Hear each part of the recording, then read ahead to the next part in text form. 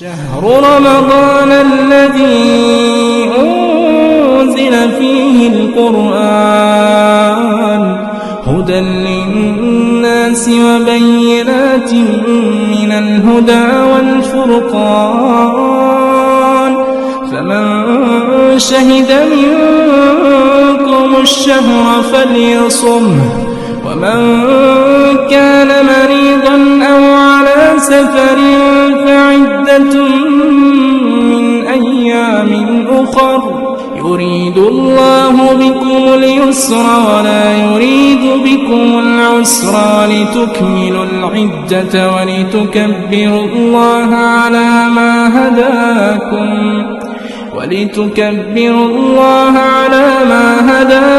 ولعلكم تشكرون. السلام علیکم ورحمۃ اللہ وبرکاتہ.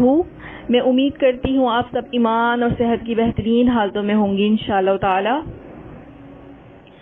نحمده ونصلي على رسوله الكريم اما بعد فاعوذ بالله من الشيطان الرجيم.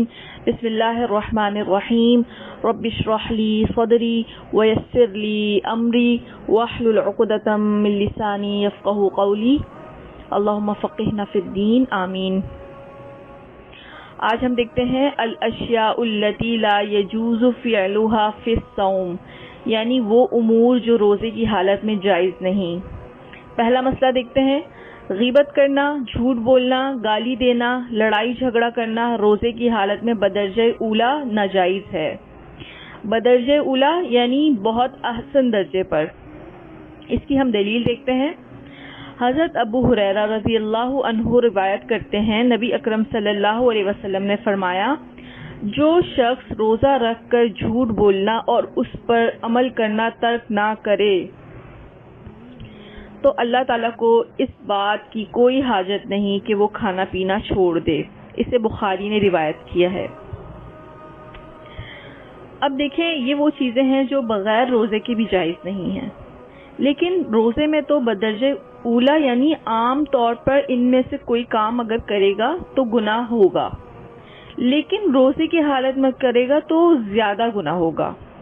اس کی اب ہم ایک اور دلیل دیکھتے ہیں. حضرت ابو ہریرہ رضی اللہ عنہ سے روایت ہے کہ رسول اکرم صلی اللہ علیہ وسلم نے فرمایا، روزہ ڈھال ہے، لہٰذا جب کوئی روزہ رکھے تو فحش باتیں نہ کرے، بیہودہ پن نہ دکھائے. اگر کوئی دوسرا شخص روزے دار سے گالی گلوچ کرے یا جھگڑے تو روزے دار کہہ دے کہ بھائی میں روزے سے ہوں، تمہاری باتوں کا جواب نہیں دوں گا. اسے بخاری نے روایت کیا ہے. اب آپ یہ جملے نوٹ کر لیں جو حدیث میں آتا ہے انی صائمن، لیکن انی صائمن تو مرد کے لیے ہے، لیکن اگر عورت کہے گی تو وہ کہے گی انی صائمتن. ٹھیک ہے، تو آپ یہ جملے نوٹ کر لیں. اگر کوئی آپ سے جھگڑتا ہے تو آپ نے کہنا ہے انی صائمتن. ٹھیک ہے، تو پھر انشاءاللہ آئندہ کوئی آپ سے نہیں جھگڑے گا. انی صائمتن یعنی کہ میں روزے دار ہوں یا میں روزے سے ہوں، جو بھی آپ کہہ سکیں. ٹھیک ہے، اور یہ عادت اگر پڑ گئی تو پھر انشاءاللہ آپ نے بعد میں بھی ایسا ہی کہنا ہے کہ میں نے چپ کر روزہ رکھا ہوا ہے. انشاءاللہ پھر سارے جھگڑے ہی ختم ہو جائیں گے. اب ایک اور مسئلہ دیکھتے ہیں. روزے کی حالت میں بیہودہ فحش اور جہالت کے کام یا گفتگو کرنا منع ہے. اس کی ہم دلیل دیکھتے ہیں. حضرت ابو ہریرہ رضی اللہ عنہ کہتے ہیں، رسول اللہ صلی اللہ علیہ وسلم نے فرمایا، روزہ کھانے پینے سے رکنے کا نام نہیں بلکہ بیہودہ اور فحش کاموں سے رکنے کا نام ہے. لہٰذا اگر روزے دار سے کوئی گالی گلوچ کرے یا جہالت سے پیش آئے تو اسے کہہ دینا چاہیے میں روزے سے ہوں، یعنی تمہارا جواب نہیں دوں گا. اسے ابن خزیمہ نے روایت کیا ہے. اب ایک اور دلیل دیکھتے ہیں. حضرت ابو ہریرہ رضی اللہ عنہ نبی اکرم صلی اللہ علیہ وسلم سے روایت کرتے ہیں، روزے کی حالت میں کسی کو گالی نہ دو. اگر کوئی دوسرا گالی دے تو اسے کہہ دو میں روزے سے ہوں. اگر کھڑے ہو تو بیٹھ جاؤ. اسے ابن خزیمہ نے روایت کیا ہے. یعنی غصہ آئے گا تو پھر غصے میں آپ پوزیشن بدل لیں تو غصہ پھر انشاءاللہ دور ہو جائے گا. اب ہم ایک اور مسئلہ دیکھتے ہیں. جو روزے دار اپنی شہوت پر قابو نہ رکھتا ہو اس کے لیے بیوی سے بغل گیر ہونا یا بوسہ لینا جائز نہیں. اس کی ہم دلیل دیکھتے ہیں۔ حضرت عائشہ رضی اللہ عنہا فرماتی ہیں نبی اکرم صلی اللہ علیہ وسلم روزے کی حالت میں بوسہ لیتے اور بغل گیر ہوتے، لیکن وہ اپنی شہوت پر سب سے زیادہ قابو پانے والے تھے۔ اسے بخاری نے روایت کیا ہے۔ ایک اور حدیث دیکھتے ہیں۔ حضرت ابو ہریرہ رضی اللہ عنہ سے روایت ہے کہ ایک آدمی نے نبی اکرم صلی اللہ علیہ وسلم سے روزے کی حالت میں بیوی سے بغل گیر ہونے کے بارے میں سوال کیا۔ نبی اکرم صلی اللہ علیہ وسلم نے اسے اجازت دے دی۔ پھر ایک اور آدمی آیا، اس نے وہی سوال پوچھا، نبی اکرم صلی اللہ علیہ وسلم نے اسے منع فرما دیا۔ ابو ہریرہ رضی اللہ عنہ کہتے ہیں جس کو نبی اکرم صلی اللہ علیہ وسلم نے اجازت دی وہ بوڑھا تھا، اور جسے نبی اکرم صلی اللہ علیہ وسلم نے منع فرمایا وہ جوان تھا۔ اسے ابو داؤد نے روایت کیا ہے۔ تو اس حدیث سے ہمیں پتہ چل رہا ہے کہ نبی اکرم صلی اللہ علیہ وسلم نے بوڑھے انسان کو اجازت اس لیے دی کیونکہ اس کے اندر شہوت نہیں ہوتی، اور جوان کو اس لیے منع کیا کیونکہ شہوت جوان کے اندر زیادہ ہوتی ہے۔